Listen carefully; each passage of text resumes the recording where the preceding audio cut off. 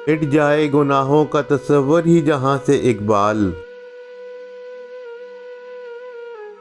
अगर हो जाए यकीन कि अल्लाह देख रहा है। दिल पाक नहीं तो पाक हो नहीं सकता इंसान, वरना इब्लीस को भी आते थे वजू के फराइज बहुत। सर झुकाने से नमाजें अदा नहीं होती, दिल झुकाना पड़ता है इबादत के लिए।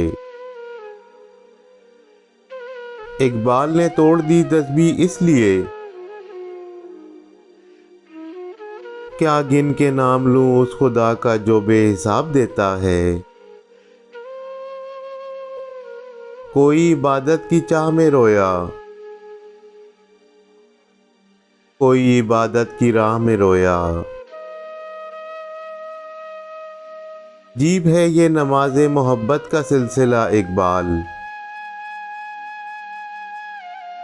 कोई कज़ा करके रोया, कोई अदा करके रोया।